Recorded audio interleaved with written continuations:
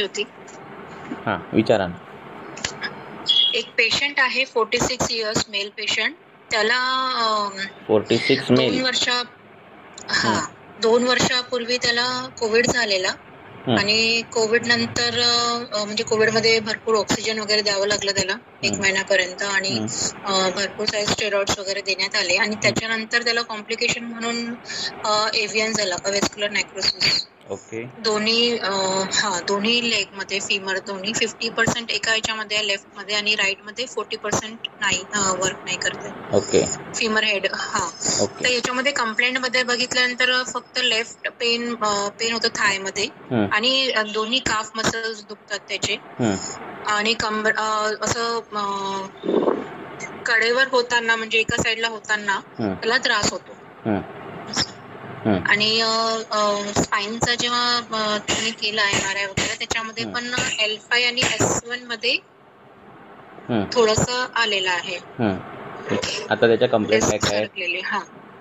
Complaint मध्ये त्याला gases खूप जास्त होतात रात्री. ओके. आणि दिनचर्या पूर्ण बिघडलेली आहे. मॉर्निंगला 10 वाजता उठतो, रात्री 12 वाजता झोपतो आणि खाण्यामध्ये पण चहा चपाती वगैरे आहे त्याचं.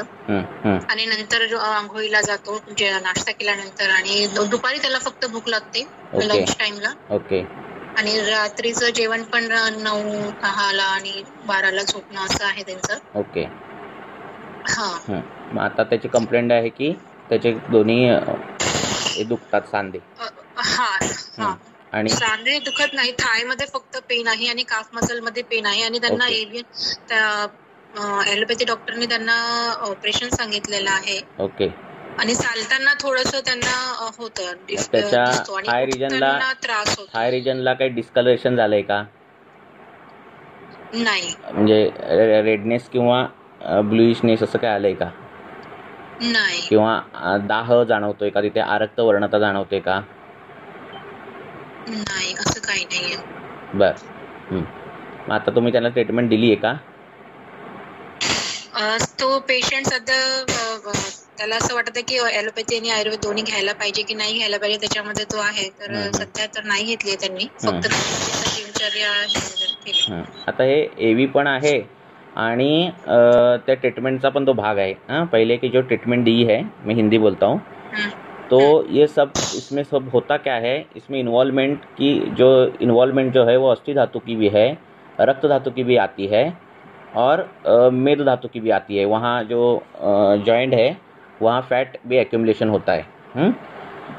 और मज्जा धातु की भी इन्वॉल्वमेंट आती है. तो ये जो एवीएन का जो केस रहती है उसको मल्टीपल एंगल में सॉल्व करना पड़ता है. आपको वात भी शमन करना है, मज्जा धातु पर भी काम करना है, रक्त धातु क्योंकि उधर का ब्लड सप्लाई बंद हुआ रहता है, ठीक है, एक्यूमुलेशन हुआ रहता है, तो वो उसका जो क्लॉट है, उसका जो अवरोध है, तो वो अवरोध कैसा है, पित्त का अवरोध है. अगर पित्त का ऐसा अवरोध हो तो उसको आरक्त वर्णता, दाह ऐसा महसूस होता है. ठंडा पानी से नहाने के बाद उसको अच्छा महसूस होता है, गर्म पानी लगाने के बाद उसको जलन महसूस होती है. तो वो उपशय अनुपशय पूछो. ऐसा अगर हो रहा है कि गर्म पानी लगाने के बाद उसको तकलीफ हो रही है वहाँ पे, तो आपको रक्त के भी बारे में सोचना पड़ेगा, रक्त प्रसादन करना पड़ेगा. अमृतादि गुगुड़ है, रक्त पाचक है, ये सब योग उसको देने पड़ते हैं. और अगर वो बोल रहा है कि सेकने के बाद अच्छा लग रहा है मुझे, तो ये फिर आपको योगराज गुगुड़ हो गया, कफावृत्तवात की जो है समीर गुगुड़ हो गया, तो ये गुगुड़ देकर उनको ये करना पड़ता है. रक्त की इन्वॉल्वमेंट हो तो जलों का उच्चारण वहाँ पे करो. और जो दवाइयाँ है पेट में जो दे रही है वो वात जैसे आपको वो युक्ति प्रमाण से लग रहा है वैसे करो. पर इन्वॉल्वमेंट जो है वो सभी की है, रक्त की भी है, ये ध्यान में रखो. किसमें? एवी में, एवीएन में. तो ये भी देखो. मेद की इन्वॉल्वमेंट भी है, मज्जा की भी है, रक्त की भी है और अस्थि की भी है. तो इन चारों को लेकर ये देखो. ठीक है. तो इसको आप वात रक्त भी एज ए निदान कर सकते हो आयुर्वेद के हिसाब से. पांडु के लक्षण जैसे भी दिखता है कभी कभार ये एवीएन के पेशेंट, उसकी जो बाकी की चीज़ें ऐसे भी देख सकते हो. अस्थि मज्जागत वात ऐसे भी उसका आप डायग्नोस कर सकते हो. और कभी कभार ये कुछ भी नहीं दिखता और आमावृत्तवात जैसे भी लक्षण दिखते हैं तो उसको लंघन और ये ट्रीटमेंट ही देनी पड़ती है. अग्निमांद्य सीवियर अग्निमांद्य रहता है एवियन में, तो वो उसका भी वैसे भी अग्निमांद्य है, तो उस प्रकार से उसको ट्रीटमेंट करो। आयुर्वेद के हिसाब से उसको किस में आप अस्थिगत वास में बिठा रहे हो कि किस में बिठा रहे हो, उस पर डिपेंड है उसकी ट्रीटमेंट। अगर उसकी बहुत क्षय हुआ है, वेट लॉस बहुत हुआ है, हाँ, तो ये धातु क्षयजन्य वात वृद्धि ऐसे करो, धातु पाक का विचार करो, और फिर आम्ल की जैसे द्रव्य है, हाँ, उसका सेवन करने बोलो। तो वो डिपेंड है आप निदान कैसे करते हो। ठीक है ना। आपको ऐसा पूरा टिपिकली वहाँ स्तंभ दिख रहा है ना, कि सुबह उठने के बाद पूरा जॉइंट अखड़ जाता है, ऐसा कुछ लग रहा है, तो आप कफावृत्तवात जो है उसकी ट्रीटमेंट करो। आपको वहाँ पे वैसा नहीं है सर, लेकिन वो जैसे थोड़ा देर बैठता है और उठने के बाद में उसको थोड़ा पेन होता है उठते वक्त। हाँ, थोड़ा देर बैठने के बाद मैंने बोला मॉर्निंग स्टिफनेस है क्या, तो मॉर्निंग स्टिफनेस नहीं है। हाँ, मॉर्निंग स्टिफनेस नहीं है तो रक्त के ये सब देखो, क्योंकि बहुत एलोपैथी के ट्रीटमेंट होने के बाद क्या होता है, वो उष्ण तीक्ष्ण गुण जो बड़े हुए रहते हैं वो वहाँ अस्थिगत जाते हैं, और वो सब पाक की अवस्था होती है। तो वो ऐसा कुछ है क्या, देखो। हाँ, जलों का एक बार लगाने के बाद कैसा महसूस होता है, जलों का लगाने के बाद अच्छा महसूस लग रहा है वो, तो रक्त का जो है वो दिमाग में रखो। ठीक है, वो झट से पता चल जाता है डिफरेंशिएशन। जलों का अगर लगाए उसको उस रीजन में, और दूसरे दिन बुलाया, आज लगाया, और दूसरे दिन पूछा उसको, तो बोला नहीं बहुत हल्का महसूस हो रहा है एक जलोका में, क्योंकि आप वो वहाँ का रक्त ही धातु निकाल रहे हो, दूषित रक्त ही निकाल रहे हो, तो उसका झट से रिलीफ मिल जाता है। ठीक है। ज़्यादातर रुग्ण में कैसा है, ये तो कोविड की ट्रीटमेंट हो गई, ये तो हो गया, पर रुग्ण का जो आजकल का खान पान जो है वो रक्त धातु खराब करने वाला ही खान पान है। ठीक है। तो वात पित्त कफ को तो हम ध्यान में रखते ही हैं, पर रक्त को भी छोड़ना नहीं चाहिए। तो जलों का उच्चारण से हमें पता ही चल जाता है यस नो। अगर वो धातु क्षयजन्य है, वहाँ पर लग रहा है और आपने जलों का लगा दिया, तो दूसरे दिन वो बढ़ जाता है पेन। ठीक है। जलों का तो ज़्यादा खून ये नहीं ले देती, तो कॉम्प्लिकेशन तो नहीं आया। एक और चीज उसमें है सर, बोलो ना। एक और चीज है सर, बचपन में उनको बार बार कान में, एक साइड कान में पस होता था, तो उसके लिए ऑपरेशन हुआ है, फिर दोनों कान में हो गया था उनको पस फॉर्मेशन, बार बार होता था, तो वो पर्दा निकाला ऐसा बोला उन्होंने, और उसी वजह से टॉन्सिलोटॉमी भी हुआ है। तो होगा ही वो ओटिटिस मीडिया से, वो फिर कान में ये इन्फेक्शन यूस्टेशियन ट्यूब से यहाँ जाता है और वो हो जाता है वो। अभी कान की टिम्पैनिक मेम्ब्रेन अगर रप्चर हो तो कुछ हम नहीं कर सकते। थोड़ा सा मार्जिनल परफोरेशन हो तो संधानीय गण का यूज़ करके होता है। ठीक है, पर अंदर डालने के लिए हम कुछ ऑयल नहीं दे सकते अगर मार्जिनल परफोरेशन हुआ तो। ठीक है। तो ऐसे वो एवियन का आप ट्रीटमेंट करो, उससे अच्छा रिलीफ मिलता है।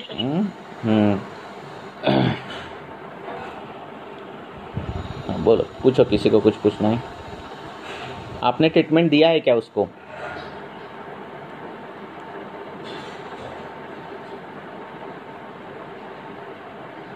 हेलो सर, अभी पेशेंट रेडी नहीं है सर। हाँ, ठीक है। एलोपैथी का देखा जाए तो कैसा है, ब्लड सप्लाई वहाँ बोन पर नहीं जा सकता, इसलिए बोन की ग्रोथ नहीं हो रही है। ठीक है ना। तो हमें क्या करना है, उस बोन जो है अस्थि धातु को क्या है, उसकी ताकत बढ़ानी है, उसको सार भाग धातु तक जाना चाहिए, ताकि इसके लिए तो रक्त अच्छा होना चाहिए, है ना। रक्त एक ऐसा धातु है जो घूम रहा है सभी जगह पूरा शरीर में, है ना।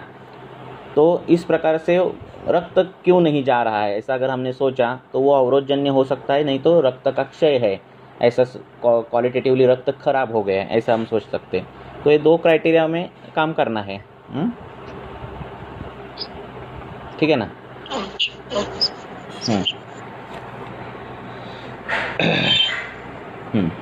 और किसी को कुछ पूछना है? पूछो। सर, अपान वायु की दृष्टि में नेत्र और अग्निवत करके भी लिखा हुआ था।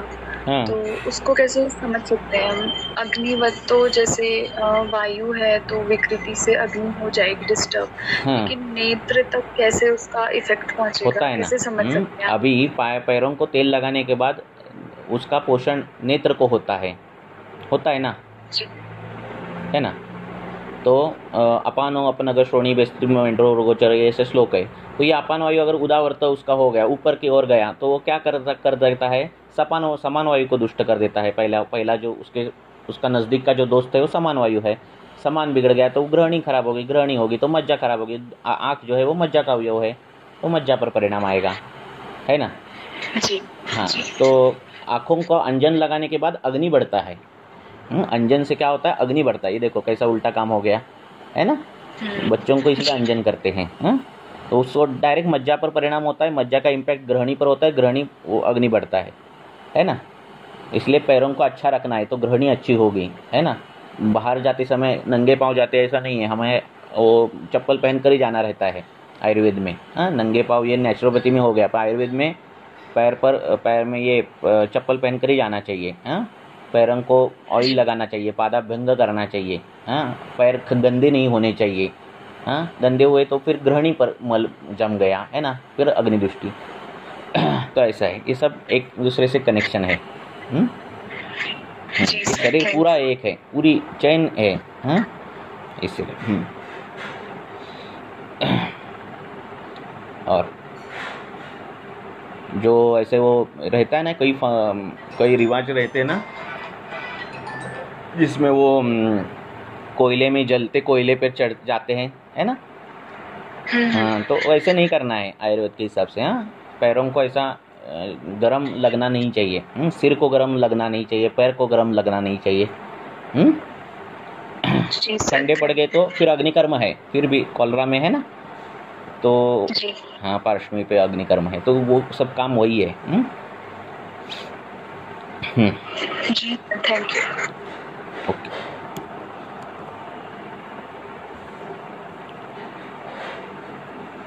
पूछो।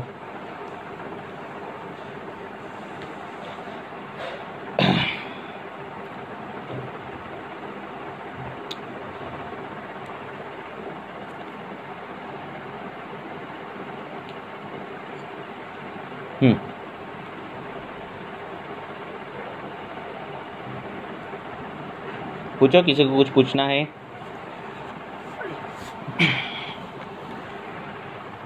इसने किसी मैसेज किसने क्या है, हाँ यही है ना, अपान वायु का हो गया। सर जैसे जो वात रक्त अध्याय में कुछ दाशामक लेप वर्णित हैं, तो क्या वो सिर्फ वात रक्त की ही संप्राप्ति में रिलीफ देंगे, या फिर अगर किसी भी कारण से अगर दाह होती है तो वहाँ पे भी जिस दाह में वात की इन्वॉल्वमेंट है और जिस दाह में रक्त की इन्वॉल्वमेंट है, ऐसे में ये लेप काम करेंगे। ठीक है, हेतु वातजन्य है और रक्तजन्य हेतु, रक्त दृष्टिजन्य हेतु है।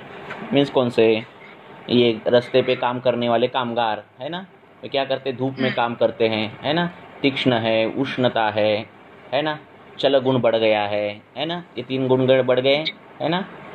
फिर ये रक्त दृष्टि के भी गुण है ना। फिर वो चटनी खाते हैं, है ना। और फिर ऐसे गुण बढ़ने के बाद जो दाह होता है, उसमें ये वात रक्त के जो लेप है वो हम यूज कर सकते हैं। गुण के हिसाब से सब कुछ जाएगा।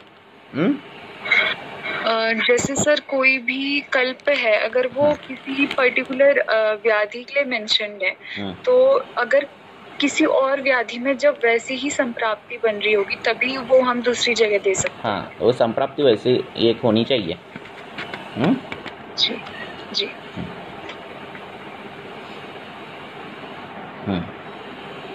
और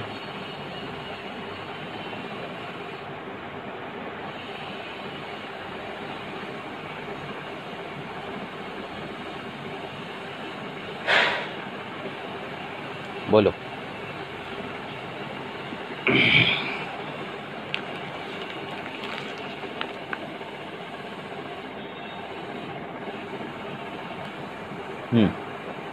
पूछो।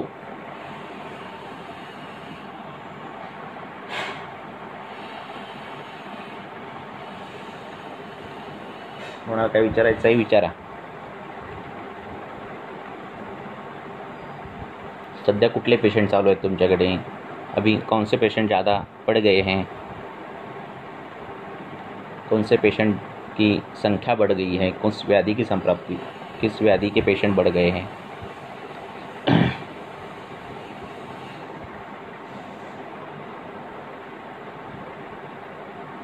हेलो सर, मेरी एक पेशेंट है जो मैंने लास्ट टाइम भी बोला था, उसको उद्गार बाहुल्य बहुत था और पूरा एब्डोमेन मतलब डिस्टेंशन था, पर मलावरोध नहीं है उस पेशेंट को और उद्गार बाहुल्य ज्यादा रहता है। तो मैंने उसको हिंगुआचादी शंखवठी स्टार्ट किया था और अभी भी 15 डेज के बाद भी वैसे ही है, पर उसको वो बोल रही है कि उसको पाल्पिटेशन बहुत ज्यादा हो देखो रहा है। मतलब उसको ये टॉयलेट मलावस्तंभ नहीं है, ठीक है? नहीं है हाँ, सर। सुनो और अनाह ये कंप्लेंट है। हाँ, इसका मतलब क्या है कि यह अवरोधजन्य संप्राप्ति नहीं है। हाँ, मैंने केस अभी मुझे याद नहीं है पर मैं बता रहा हूँ। तो ये मलावरोधजन्य संप्राप्ति नहीं है, ये उदावर्तजन्य संप्राप्ति नहीं है। तो ये कौन सी संप्राप्ति है?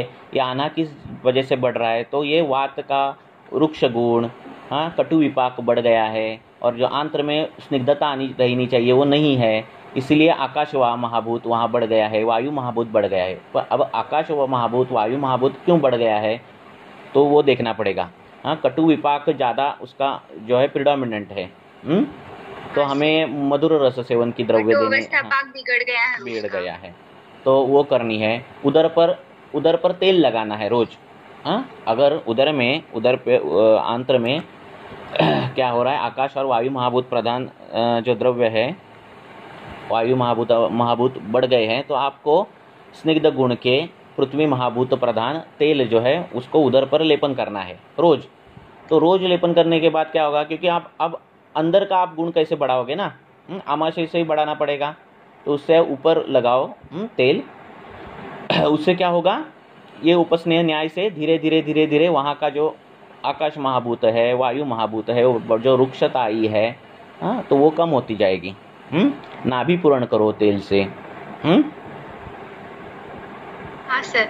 और सर पेशेंट को वो बोलती है कि उसको हार्ट रेट बढ़ जाता है। अभी जस्ट आई थी पेशेंट, तो उसका मतलब मैंने चेक किया तो 90 बढ़ेगा, तो वो हार्ट रेट बढ़ेगा ना। तो ये इससे वात बढ़ेगा और अपान छोड़कर उधर ऊपर से उदावर्त चालू होगा। हाँ तो सर, उसको शूल रहता है मतलब पूरा अंश शूल, तो ऊपर से उदावर्त रहेगा। तो ये करो। फिर भी ये क्या करो, अब बस्ती तो दे दो उसको, या फिर बस्ती तो दे ही दो।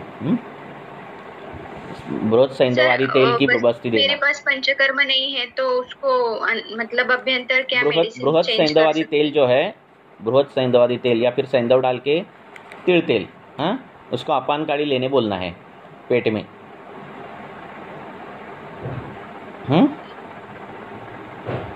हेलो। हाँ सर, उसके हेतु में बोलूं क्या, वो पहले ना जैसे उसको ऐसे हो रहा है फिर भी वो खाना खाती है। मैंने उसको बोला तब खाना नहीं खाना है और 5 मिनट में खाना खाती थी। जैसे उसके ट्यूशंस रहते हैं तो शाम का जो खाना है 8 बजे के बाद खाती है। और सुबह एवरीडे उसका हेतु था पहले टोस्ट और चाय, सभी दग्ध मतलब और गुड़ डाल के चाय बनाती थी, गुड़ डाल के दूध में बिस्किट और चाय, ये एवरीडे का हेतु था उसका 10 साल से। और हृदय स्पंदन दिख रहा है उसको फिर अभी? हृदय स्पंदन तो हाँ वो कभी कभी रहता है क्योंकि उसको वो प्रॉब्लम ही है पहले से ही है। तो अभी बोल रही कि हमें अभी ये सुनो, अभी हमें अनाह आटोप इसमें आए हुए द्रव्य और वातज रुद्रोग, हाँ, इसमें आए हुए द्रव्य कॉमन निकालो। उसमें आएगा पुष्कर मूल आएगा, ठीक है, हाँ, पुष्कर मूल आएगा, हिंग आएगा, हाँ। तो ये जो द्रव्य है वो एक करो और देखो कौन से आ रहे हैं, हाँ। सैंधव आएगा तो वो पुनर्नव आएगा, तो वो सब द्रव्य एक करो, पुनर्नव नहीं आएगा, हाँ। तो ये द्रव्य एक करो, उसका चूरन दे दो उसको। और पेट में लगाने के लिए आप, मैंने बोला था ना कि सैंधव और या फिर कोई तेल लगाने के लिए, तो उसमें पुनर्नवादी तेल जो आता है वातज रुद्रोग में, वो उसको पेट में लगाने के लिए बोलो। सर शालीपर्णी आया है वातज रुद्रोग में, आया है ना, पर वो उसमें नहीं आया है ना आना हमें। ओके, हाँ सर, हमें दोनों में आए हुए ऐसे बोल रहा हूँ, हाँ। वचा आया है, हाँ, वेखंड आया है, हाँ। अगर वो हाँ अवृत्तजन्य हुआ तो यवक्षार भी आया है। पर अभी ये जो बोला है ना, ये द्रव्य हिंग, पुष्कर, मूल, ये जो द्रव्य है ना, वो कॉम्बिनेशन दे दो उनको, ठीक है। और पेट में लगाने के लिए, पेट पर लगाने के लिए पुनर्नवादी तेल, ऐसे करोगे तो वो हो जाएगा। ठीक है सर, क्योंकि उसका आवरण जन्य वाती है, उसका ये नहीं है सर, वो आवरण ही, वो वाती उसका सब कुछ लक्षण, पाल्पिटेशन, मैंने उसको समझाया कि उसकी वजह से ही वो हो रहा है। तो उसको करो चालू। टेस्ट पेन है। ठीक है सर, अभी करती हूँ। हाँ, हरित इत्यादि घृत करके है, हिरड़ा, उसमें 2-3 ही इंग्रेडिएंट है। अनुलोमन, हाँ, वो घृत भी उसमें काम करेगा, ठीक है। वो पार्श्वशूल नाशक है, उदरशूल नाशक है, हाँ, रुद्रशूल नाशक है, ऐसा उसके जो ये कुछ है फलश्रुति। तो हिरड़ा है, उसमें सेंधव है। चलेगा उसको, अभी अमावस्था है तो चलेगा? नहीं, उसका पाचन हुआ होगा ना, उसको अभी इतना पकड़ रहा है, उसके अमावस्था किस वजह से आप देख रहे हो? मतलब उधर गौरव है सर, उसको हेवीनेस है अभी, बहुत बड़ा पेट है, पर वो बलून जैसा हेवीनेस होगा ना। हाँ, तो वो दे दो उसको। अनुलोमन कर दिए हुए जो द्रव्य है, हरितकी है, सेंधव है, हाँ, ऐसे सिद्ध करके ये दे दो। और पुनर्नवादी तेल जो है वो पेट में लगाने के लिए दे दो, उसका नाभि पूरण भी दे दो। ठीक है सर, थैंक यू।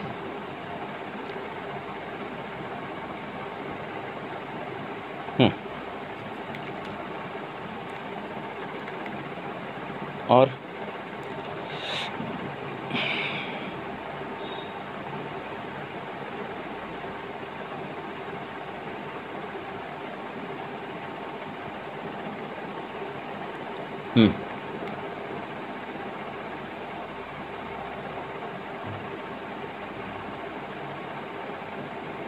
और किसी को कुछ पूछना है, पूछो।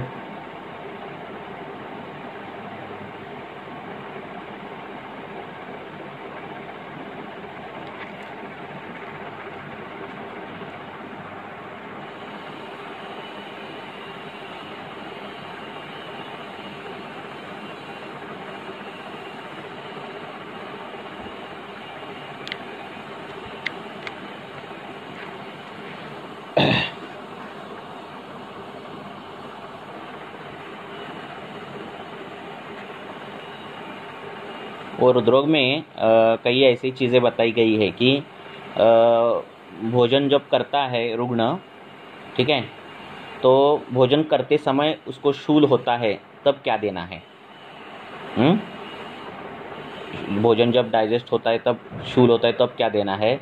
भोजन पूरा डाइजेस्ट होने के बाद एक घंटे में अगर शूल बढ़ गया तो क्या देना है? हाँ, ऐसे। और भोजन लेने के बाद एक 15-20 मिनट में शूल चालू हो गया, तो क्या देना है? ऐसे रुद्रोग के अध्याय में चरकाचार्य ने दिया है, कल्प दिए हैं। निषक्त चूर्ण भी है, एरेंडल तेल भी है।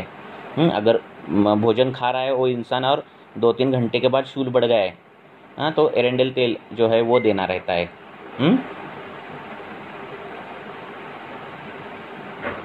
और भोजन अगर नहीं किया और शूल, भोजन करने के बाद शूल ठंडा ये हो रहा है, कम हो रहा है, हाँ, ऐसा कुछ है, तो उसके भी योग आए हैं, देवदार, कोष्ठ, ऐसे योग आए हैं। तो कोष्ठ अच्छा काम करता है उसमें।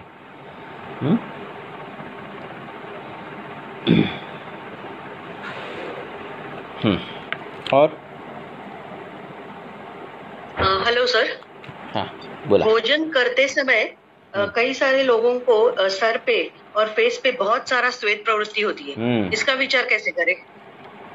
तो ये जो है, पहले तो तीखा जो खाने वाले ज़्यादा रहते हैं उनमें ये रहता है। हाँ, जो अतिस्वेद प्रवृत्ति जो है वो किसके वजह से है? पित्त के उद्रिक्त हो जाने के कारण है। पित्त उद्रिक्त कब कब होता है? एक तो भोजन काल नज़दीक आने के बाद होता है, और या फिर सामने भोजन दिखने के बाद होता है, जिह्वा पर भोजन का स्वाद लगने के बाद कारण हो जाता है। हाँ, ऐसे अलग अलग चीज़ें हैं कि तब पित्त आपका उद्रिक्त हो जाए, पित्त रेडी हो जाता है भोजन पचाने के लिए, ठीक है। तो ये पित्त उद्रिक्त होने का लक्षण है। उनमें पहले से ही पित्त उद्रिक्त हुआ रहता है, पित्त का उष्ण गुण, तीक्ष्ण गुण, द्रव गुण पहले से बढ़ा रहता है।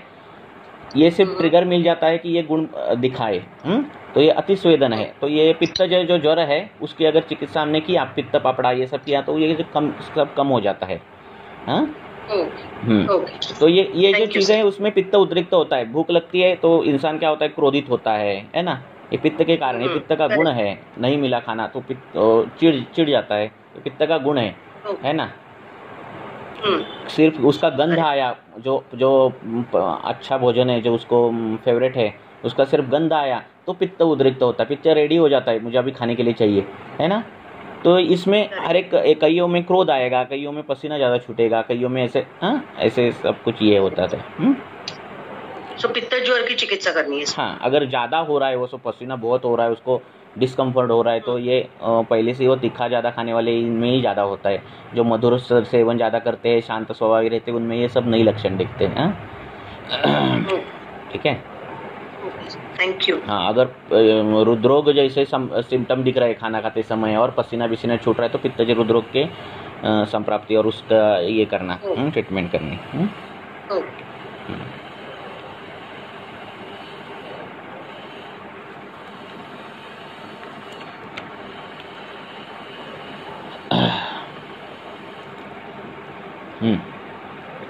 और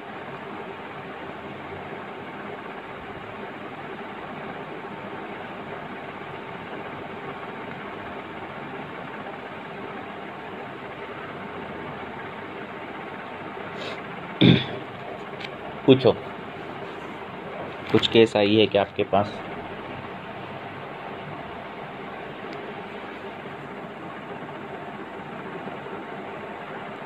सर, कई पेशेंट आते हैं जो ये ईयरली हेल्थ चेकअप करके लेते हैं और उसमें उनको ब्लड प्रेशर हाई दिख जाता है।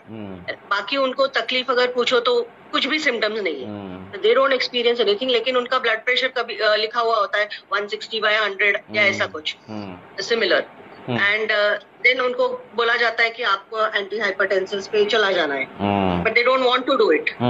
तो ऐसे में हम क्या कर सकते हैं? और ऐसे लोगों को जब हम हेतु वगैरह ढूंढने की कोशिश करते हैं या लक्षण क्या है बताते, तो सिर्फ एक नींद ठीक से नहीं होती है, ये एक यानी नींद लग जाती है जब टाइम होता है तो, लेकिन बीच में उनको नींद खुल जाती है और फिर बाद में नींद ठीक से नहीं लगती।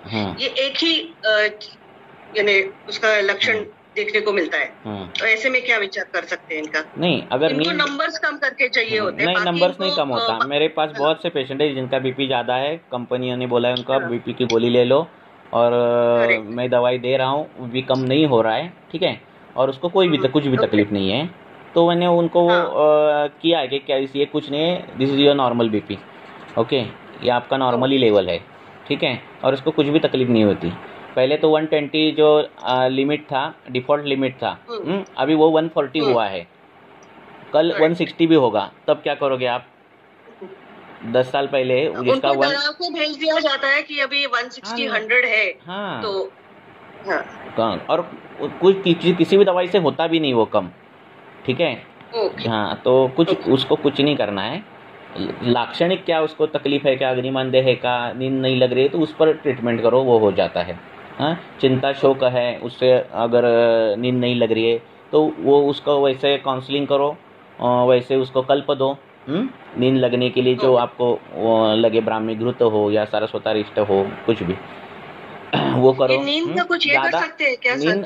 कई लोगों को नींद शुरू में ही लगती नहीं है, कई लोगों को शुरू में नींद लगती है, फिर खुलती है, फिर वापस लगती नहीं है। हाँ, ऐसे कैटेगरीज होती है, तो इनमें कुछ अलग अलग द्रव्यों का। हाँ, पित्त दृष्टि हो तो 11 से 2 की जो नींद है वो टूट जाती है।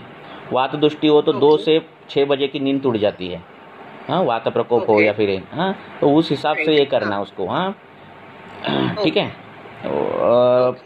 नॉर्मल जो चीज़ें है सूत्रस्थान में वो पहले अप्लाई करो। शिरो अभ्यंग नित्य करना, कर्ण पूर्ण करना, पादाभ्यंग करना, नित्य अभ्यंग करना, व्यायाम होना चाहिए रोज का, और आहार सेवन में मधुर जो रस प्रधान द्रव्य है उनका अगर सेवन नहीं है तो वो सेवन करना, स्निग्ध भोजन करना, भैंस का दूध है वो पीना। ये जो सूत्रस्थान में जो दिए है उनसे वो उतना किया ना तो भी नींद बढ़ती है।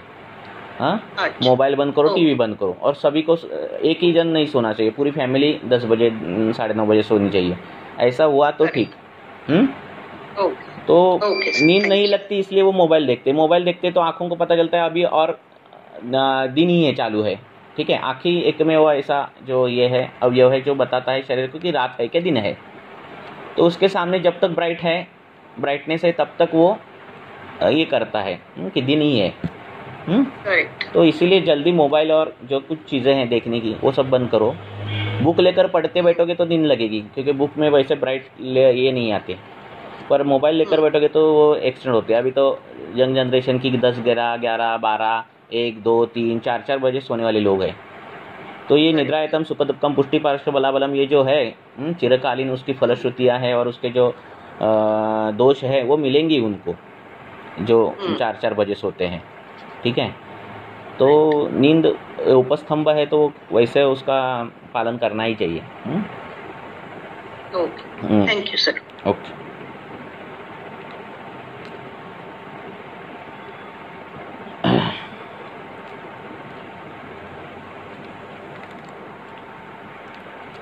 और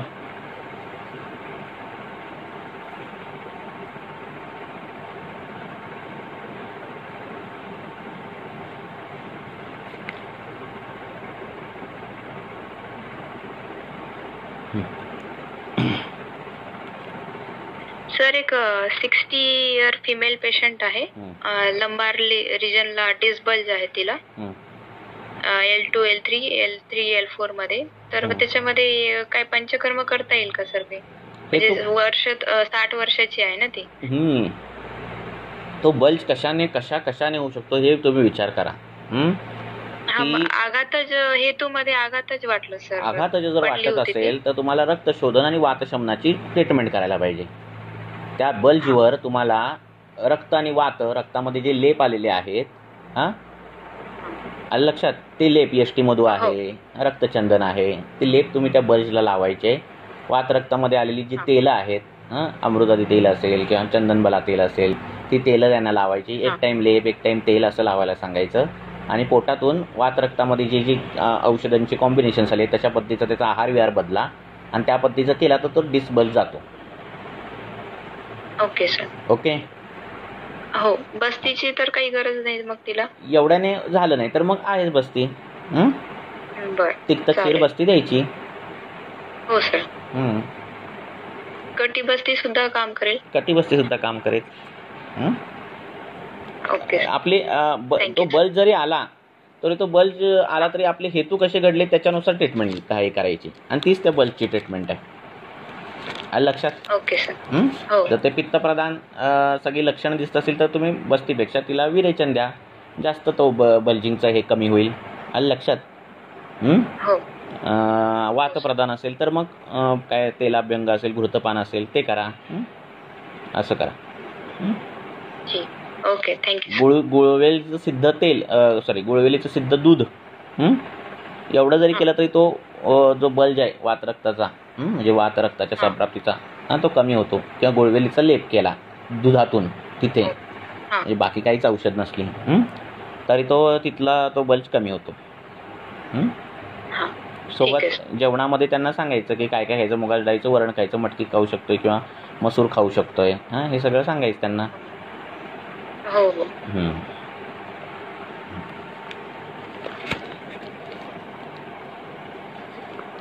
अजून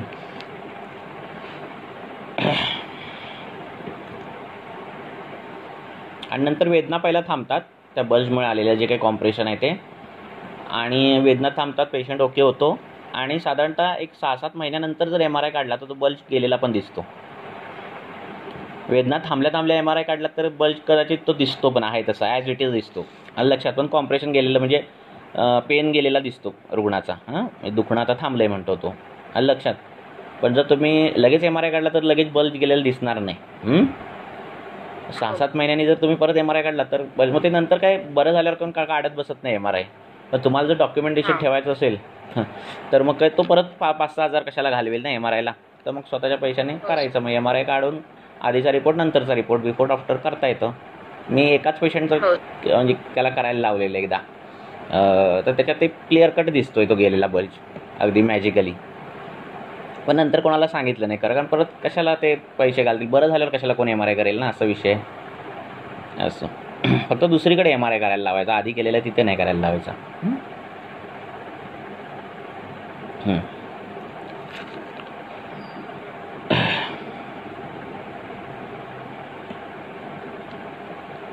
बल जातो, कॉम्प्रेशन जातो, सगळं जातं हेतूनुसार आपण केलं तर.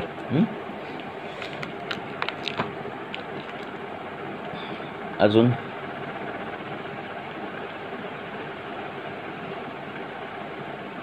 त्या बलच्या तिथे खूप असं दाह दिसत असेल किंवा त्या बलच्या तिथे बारीक लालसर पोळ्या उठतात, ह्याच्या पित्ताच्या पोळ्या उठतात तशा, अशा त्या तिथल्या भागाला उठतात, तिथे घाम खूप येत असेल, असं जर तिथे असेल तर सरळ रक्तमोक्षण करायचं तिथे. लक्षात, त्या बलच्या तिथे आठवड्यातून एकदा असं केलं तरी ते लगेच कमी झाल्यासारखं फास्ट रिलीफ मिळतो. असं तिथे तेल लावलं की लगेच शोषून घेत असेल तर हे वातप्रधान आहे, मग तिथं रक्तमोक्षण नाही करायचं. अलग काहींच्या तिथे तेल लावलं ना की लगेच कोरडं होतं त्या भागाला, पाठीच्या मणक्याला. असे तुम्हाला दिसतात पेशंट्स, नियंत्रण करताना तुम्हाला जाणवतं. तर असं चोळायला लागलं की ते तेल लगेच शोषून घेतलं जाते. तो वातप्रधान आहे ती सगळी लक्षणं.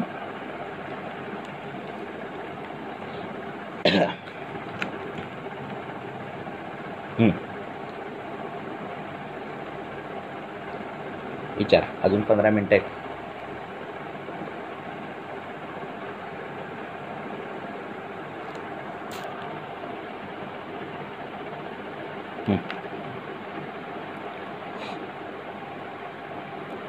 सर, मेनोपॉझल एजला जे चेहऱ्यावरती वांग येतं, काळपटपणा वगैरे, त्याच्यावरती काय चिकित्सा द्यावी?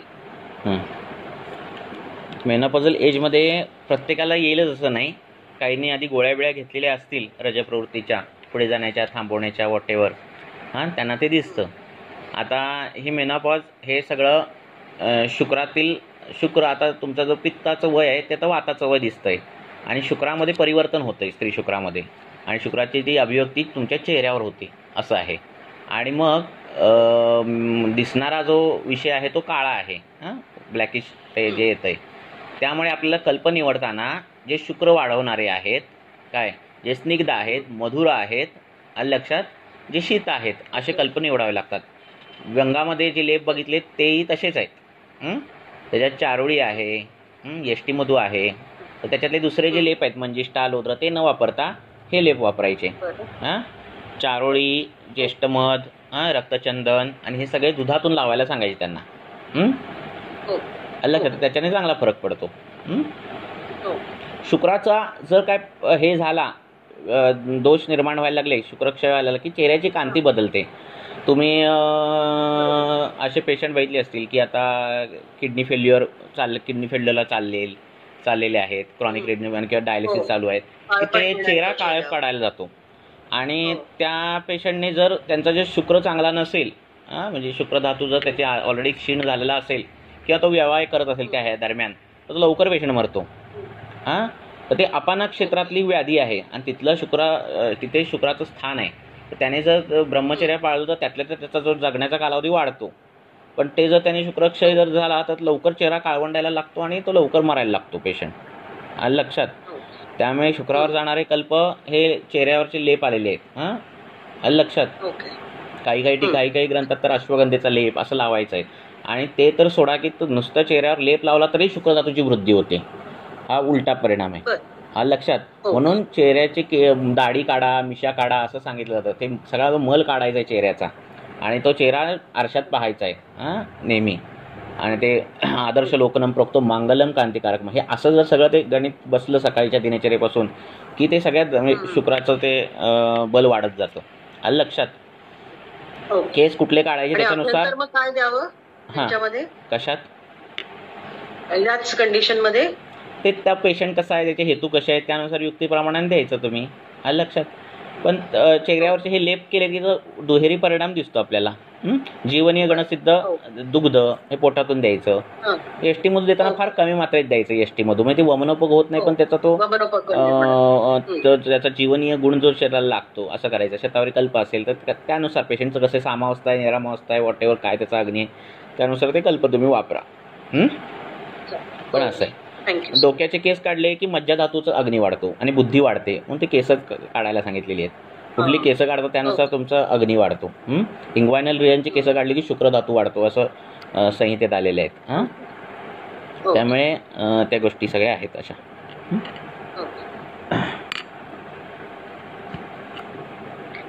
सर, काही पित्त प्रकृतीच्या रुग्णांना पण चेहऱ्यावर तिळाचे प्रमाण वाढतं, तर त्याच्यामध्ये पण हा लेप उपयोगी ठरेल का मग? तिळाचं? हा, तिळाचे प्रमाण पित्त प्रकृतीमध्ये. नाही, कसं आहे, चेहरा हे जे आता त्यांनी सांगितलं शुक्रक्षय, त्याच्यात तो चेहरा जो काळवंडतो ना, तो पूर्ण त्याच्यात वृक्षता पण असते. तुम्ही CKD पेशंट बघितले असाल ना, तुम्हाला ते जाणवेल. त्याच्यात सुरकुत्या पण आलेल्या असतात चेहऱ्यावर, तो लगेच एका झटक्यात म्हातारा दिसायला लागतो. आणि लक्षात, जणू काही ॲसिड बिसिड फेकले चेहरा, असा तो काळवंडलेला असतो. तो बरोबर कपाळावर तेवढाच पॅच काळवंडलेला आहे, परत मध्ये जरा डोळ्याच्या वरची स्किन आधीची दिसते, परत इथं गालावर काळवंडलेला, असा तो काळवंडलेलापणा जाणवतो, वृक्षता. त्याच्यासाठी हे तुम्ही जे म्हणताय पित्त प्रधानता आहे, त्याच्यामध्ये स्निग्धता खूप असते, दाह असतो म्हणजे त्याचा गालाला हात लावला तर त्याचा गरम लागतो हात, असं ते तुमचं जे म्हणताय ना, तो विषय म्हणताय. त्यांना शीत, त्यांचे वेगळे लेप आहेत ना, लक्षात. त्यांना चंदन आहे, बाकीचे जे पित्तप्रधान लेप जे आहेत ते आहेत. तर ते पूर्णपणे जातात का सर मग ते? काय तीळ बघायला पाहिजे तुम्ही. केस कुठली म्हणताय ती केस बघायला पाहिजे. कधी म्हणजे सर, एक पेशंट, फिमेल पेशंटच आहे, तर तिला चेहऱ्यावर तिळाचे प्रमाण वाढत चालले. काळे तीळ आहेत का लाल तीळ आहेत? काळे तीळ आहेत सर.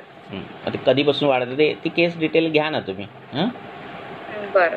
केस घेताना आपण काय काय घ्यायचं, पहिले छानपैकी सगळं त्याचं डिटेल, आहार विहार हेतू सगळं विचारून घ्यायचं डिटेल. त्याच्यावरून आपल्याला खूप जजमेंट मिळते. मग त्याच्यातून आपण काढायचं की नेमकं कसं सुरू झालं असेल याचं प्रकरण, कुठला दोषाची दृष्टी झाली असेल, कुठला धातू पहिला बिघडला असेल, चेहऱ्यावरच काय यायला लागले तीळ, हातावर का नाही येत आहेत, मग चेहरा कुठलं स्थान आहे, इथपासून सगळे बारकावे एक फ्लोचार्ट छान बनवा पांढऱ्या पेपरवर, आणि मग चिकित्सेची दिशा आपल्याला कळणार आहे. लक्षात आलं? म्हणजे शुक्राची दृष्टी चेहऱ्यावर दिसणार आहे. मग तशी काही दृष्टी आहे का? लक्षात आलं की नाही?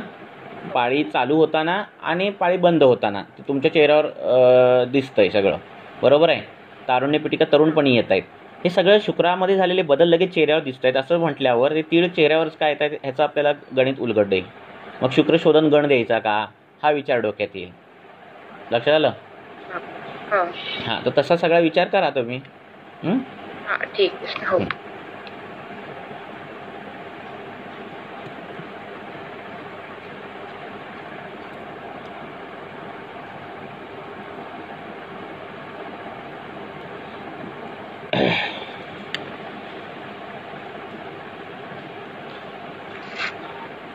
दर्शन परीक्षा जे आपण म्हणतोय ना, ते पेशंटचा आपण पहिला चेहराच बघतो आहे की नाही, मग नंतर हात पाय नकं बिकं सगळी गोष्टी आल्या. मग चेहरा जेव्हा बघतो त्यावेळी सगळं बऱ्यापैकी पिक्चर क्लिअर व्हायला पाहिजे. सारखे चेहरे बघून पूर्वीचे व्हायचे फक्त चेहरा बघायचे नाही, औषधं कधी कधी द्यायचे, असं करायचे. मग ते चेहऱ्यावरचे डोळे पडलेत का, एकच डोळा पडला आहे का, डोळ्यांमध्ये चंचलता किती आहे, तर स्निग्धभाव किती आहे, कपाळावर घाम किती आलेला आहे, लालसरपणा चेहऱ्यावर किती आहे, काळवंडलेला किती चेहरा दिसतोय, डोळ्याच्या खाली काळेपणा आहे का, डोळ्याच्या खाली सूज आहे का, असं केलं तरी अर्ध्या हजाराची एक काय म्हणतात कारणमीमांसा कळायला लागते. लक्षात. आणि मग ते ट्रीटमेंट त्यानुसार पण देणारे लोक आहेत. विचारा, कोणाला काय विचारायचं आहे? हॅलो. बोला. तीळ. आता तीळचं जे आपलं पेशंटचं डिस्कशन झालं त्यावरूनच तसाच पद्धतीची एक आहे पेशंट माझ्याकडे.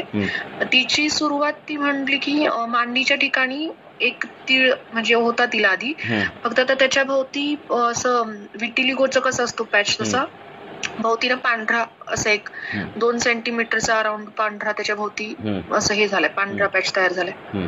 मग ते एक कंप्लेंट आहे. आणि त्याच्यासोबत आता परत आठवडा झाला ती म्हणायला लागली चेहऱ्यावर मानेवर पण अशी ते तीळ उत्पन्न होत आहेत तिचे. सांगतो ना आता काय आहे प्रकरण. लॉंग डिस्टन्स असल्यामुळे माझी भेट नाही. आणि तुम्हाला मी त्याच्यातले आयाम सांगतो फक्त त्या तिळातले, म्हणजे काय विचार केला जातो ते सांगतो तुम्हाला. आता ही त्वचा जी आहे ती मांसाचा अवयव आहे. म्हणजे तुम्हाला एक आयडिया सगळ्या सांगतो.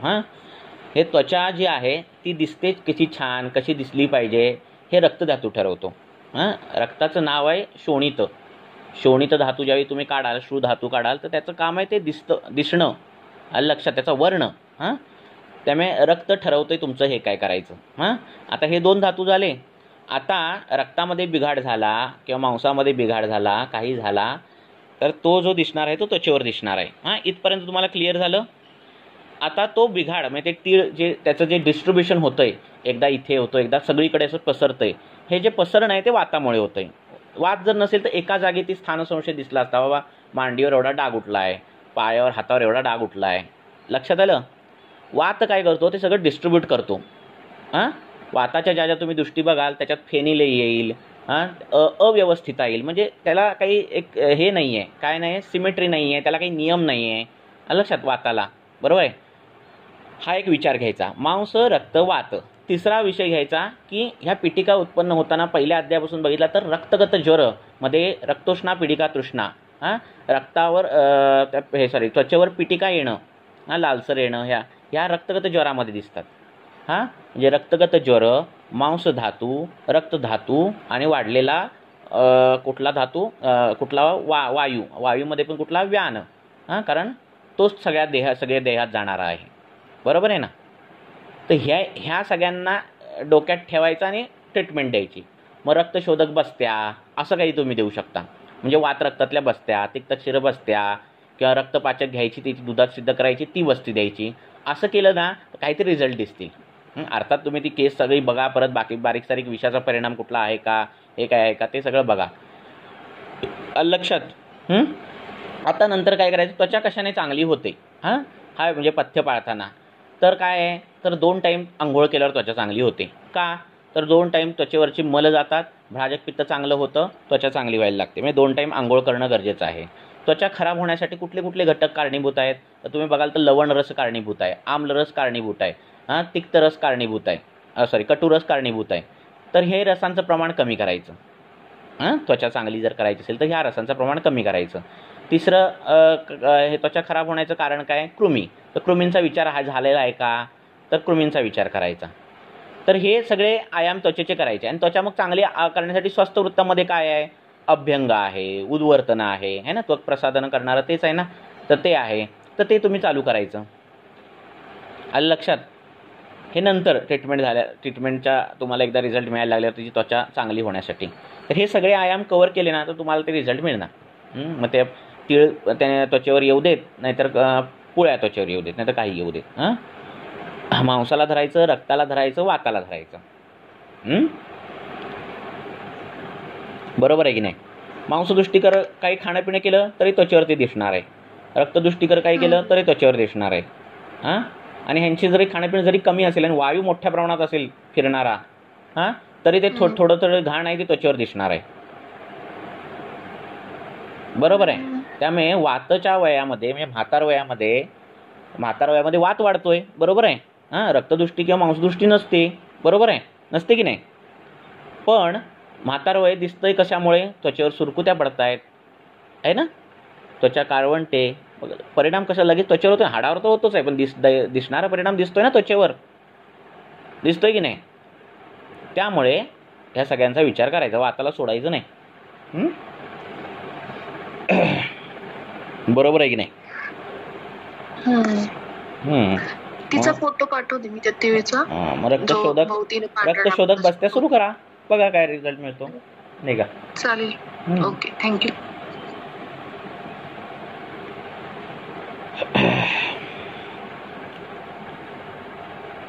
असं. आणि शास्त्रकारांनी काही लक्षणांचा एक गुच्छ बनवले आहेत ना. रक्तगत ज्वर बनवलेला आहे ना, रक्तोष्णा, पिडिका, तृष्णा, रक्त तीव्रमळू. विचारा ना तिला असं काय आहे का, आहे ना. तो ताप येतो का, तहान जास्त लागते का, आहे की नाही. असं काही असेल तर सरळ रक्तगत ज्वर ट्रीटमेंट केली, झालं, पेशंट ओके. तुम्ही मॉडर्न जरी बघितलं तरी टायफॉइड बघितलं त्याच्यात पण ते पॅचेस आहेत. काय त्याला पॅचेसला काहीतरी नाव आहे, रोज रेड पॅचेस आहे ना, आहेत ना. मॉडर्न कोण जास्त असते तो ते पण आहेत तसे. म्हणजे एकूण काय भिन्न नाही आहे, दोन्ही पॅथीमध्ये आहेत.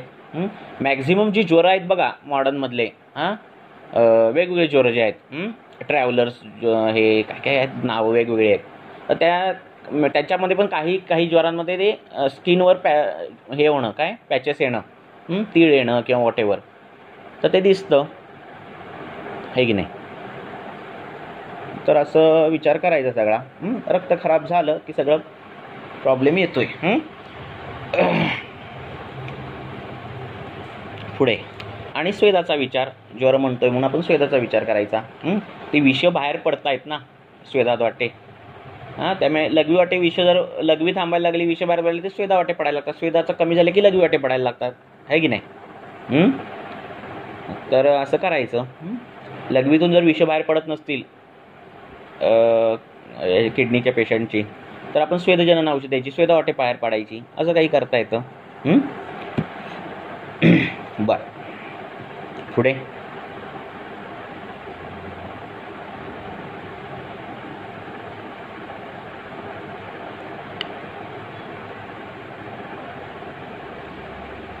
चला अजून एक प्रश्न घेऊया आणि थांबूया. विचारा. सर मला एक विचारायचं होतं. विचारा. एक पेशंट आहे श्वासाचा, कितीचा? श्वासाची ट्रीटमेंट चालू, श्वास, तर श्वास, हा सर श्वास आहे. मला रिपीट येतोय आवाज. हा बोला, एकदाच प्रश्न विचारा, मग नंतर मी हे करतो. त्याची श्वासाची ट्रीटमेंटच्या वेळेस जेव्हा श्वासाचे औषधे आपण देतो तेव्हा त्याला आराम मिळतो, पण जसं कमी होतं तेव्हा इचिंग चालू होते बॉडीला, आणि इचिंगचे औषधी मी ऍड केले, इचिंग कमी होते, तर मग कधी श्वासाचा वेग यायला लागतो. तर हे होतं ना असं, ही वायव्य विषय आहेत ना ती, कारण त्वचा हा वायूचा अवयव आहे. जसं आपण मगाशी हे केलं की मांसापासून बनली आहे, त्याचं कांती रक्त ठरवणार आहे, पण तो अवयव हा वाताचा आहे. हा एकमेव अवयव की मोठ्या प्रमाणात बाह्य वातावरणाशी टचमध्ये आहे, बरोबर आहे ना. त्यामुळे वायव्य विषय एकतर खोकल्यातून बाहेर, ह्याच्यात कासातून बाहेर पडतात, नाहीतर मग तो कमी केला तर ह्याच्यातून बाहेर पडतात. कशातून? त्वचेतून, आहे ना. सोरायसिसच्या पेशंटमध्ये दिसतं, कितीतरी पेशंटमध्ये दिसतं. मग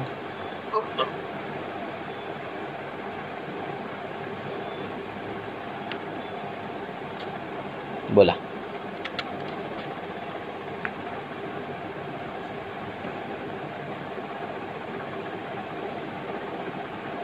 तर मग यात शोधन केलं तरी पण असंच राहणार का? नाही, असं काही नाही. तू कासातले तुम्ही योग बघाल ना, तर त्याच्यामध्ये तुम्हाला कास म्हणजे कंटकारी सगळी ती आलेली आहेत, त्याच्यात काही वाद नाही आहे. पण विडंग आलेला आहे, लक्षात आलं, आणि हे आलेलं आहे, खदीर पण आलेलं आहे. कशामध्ये? कासामध्ये.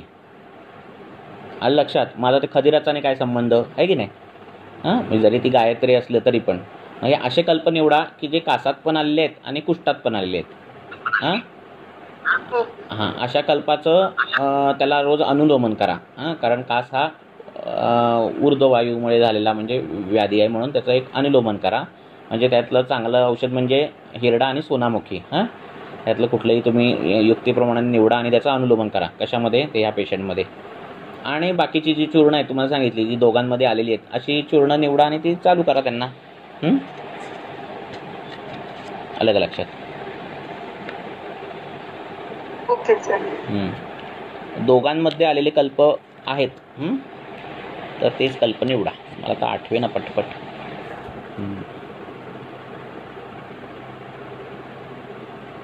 अगस्त्य हरितकी,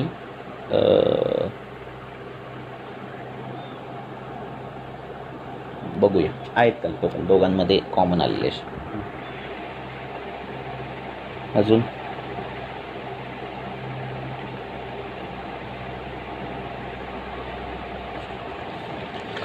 बोला.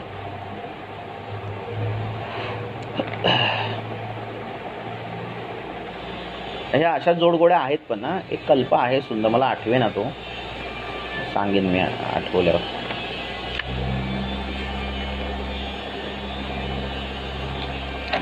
बोला. अजून कोणाला एक प्रश्न विचारून थांबूया आता.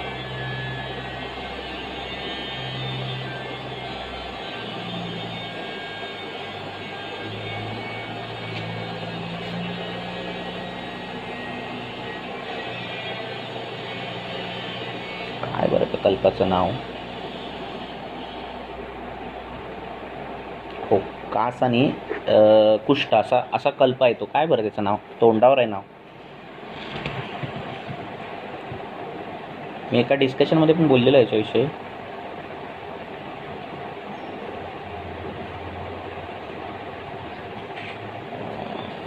तो योग वापरायचा. कुष्ठ अध्यायामध्ये आहे तो. त्याच्यात कास, कुष्ठ, श्वित्र, उदर आणि कृमी हे कवर होतं.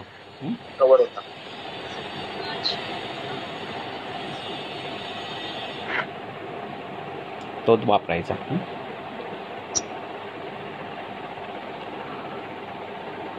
अजून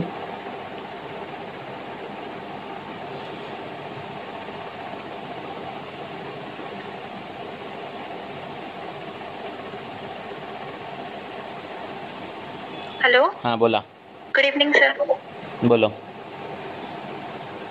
सर मैंने ये पूछना था कि अगर हृदय रोग है तो उसमें अगर पेशेंट कह रहा है कि मतलब पेशेंट की कंप्लेंट ये है कि वो भारीपन बता रहा है, उसका कोलेस्ट्रॉल 250-300 रहता है, तो वो हमें कफज हृदय रोग लेके सोचना चाहिए या फिर जनरल वो एक कोलेस्ट्रॉल और मेद की चिकित्सा? ज़्यादातर हमारे पास जो पेशेंट आते हैं वो हृदरोग के रहते ही नहीं. हाँ, वेरी फ्यू रहते हैं. जो हृदरोग के लक्षण दिखते हैं वो कुछ तो दूसरे व्याधि के लक्षण रहते हैं. हाँ, स्वतंत्र व्याधि कोई और रहता है.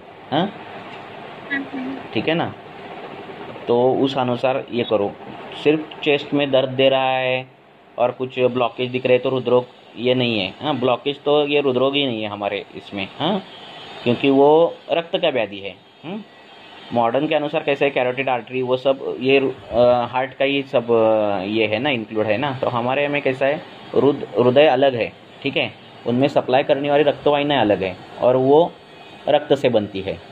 ठीक है ना. तो ब्लॉकेज विकेज हो या फिर कुछ भी हो तो वो ट्रीटमेंट रक्त पित्त में जाएगी. हाँ, और हृदय में जाने के लिए ट्रीटमेंट है तो उसके लिए वो हृदय के टिपिकल सिम्टम दिए हैं.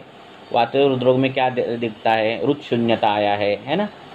अलग अलग टिपिकल लक्षण दिखे हैं. हृदय पर जैसे अश्मवत के ऐसा बड़ा पत्थर रखा है हृदय पर. हाँ, ऐसा उसको फील होता है कफज हृदरोग में. तो उस प्रकार से अगर लक्षण दिख रहे हैं तो आप हृदरोग उसका डायग्नोस करो. अदरवाइज स्वतंत्र व्याधि कौन सा है वो देखो. कोलेस्ट्रॉल कुछ का वो कुछ उसका कुछ फायदा नहीं. ठीक है. सर ऐसा भी है कि अगर पेशेंट ये कंप्लेंट दे रहा है कि भारीपन वगैरह है तो हम उसमें कफज हृदय रोग का डाउट हो रहा है तो हम उसमें भस्म वगैरह यूज नहीं कर सकते, क्या कर सकते हैं? क्या नहीं कर सकते? कोई भी मेडिसिन जिसमें भस्म वगैरह हो वो यूज करनी चाहिए या शीर पाक वगैरह यही बेटर रहता है? ऐसा नहीं है. मैं तो भस्म नहीं यूज़ कर रहा हूँ किसी भी पेशेंट में. आप कर सकते हैं, ऐसा कुछ नहीं. आपने इस विषय में ज़्यादा पढ़ाई की है. ठीक है, और कौन से कल्प आप अच्छे तरह से यूज़ करते हो उस पर अभ्यास के ऊपर है. कई लोग सिर्फ भस्म पे ही प्रैक्टिस करने वाले हैं, कई लोग चूर्ण पर ही प्रैक्टिस करने वाले, कई लोग आसवारिष्ट ही दे रहे हैं. ठीक है ना. कुछ भी देना हो पर ग्रंथ से ही जाना चाहिए, सिद्धांत नहीं है वो नहीं चाहिए. कफज हृदरोग है तो उसमें जो दवाइयाँ दी है वो वात शामक और जो क्षारबीर है वो दिए है. ठीक है ना. हाँ, जैसे दशमोर दिया है तो उसमें सैंधव अवक्षार डाले तो वो कफज हृदरोग कवर हो जाता है. तो इस प्रकार के हैं. इसके अलावा और कुछ भी डिफरेंशियल डायग्नोसिस हो सकता है इस सिम्टम के साथ? आप केस ढंग से पूरी एकदम बोलोगे तो ये व्यापक प्रश्न है ना. ठीक है ना. हाँ सर, मैं पूरा कैसा है. हाँ, देखो अब खाने के बाद उत्पन्न शूल जो मैंने बोला है ना, ये सब हृदरोग में आया है. ठीक है ना.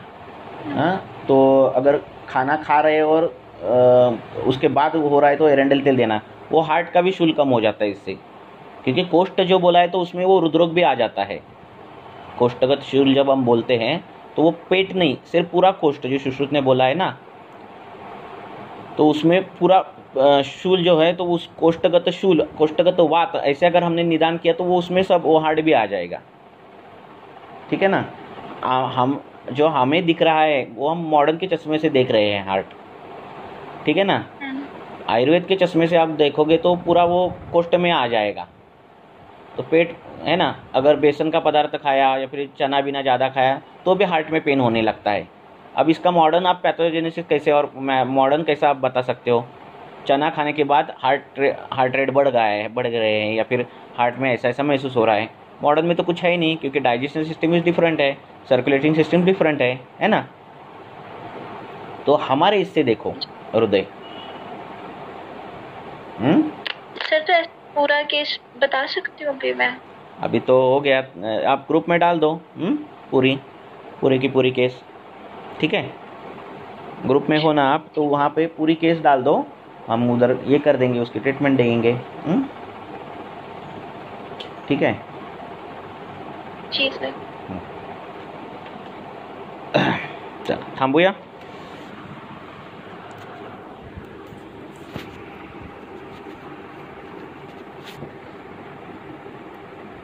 आपके जो भी केस हो वो ग्रुप में डालो, डिटेल केस डालो। हाँ, आयुर्वेद के हिसाब से वो कोलेस्ट्रॉल की लेवल कितनी है, ये पैरामीटर क्या क्या है, हाँ, हार्ट के कोई पैरामीटर आया है क्या, ये है क्या, वो है क्या, कोई फैक्टर, वो कुछ मत डालो। पहले आयुर्वेद के हिसाब से डालो पूरी केस, हाँ, हेतु से लेकर सब कुछ। आपको क्या लगती है संप्राप्ति कैसे हुई है, उपशय अनुपशय, ये सब पूछना है पेशेंट को।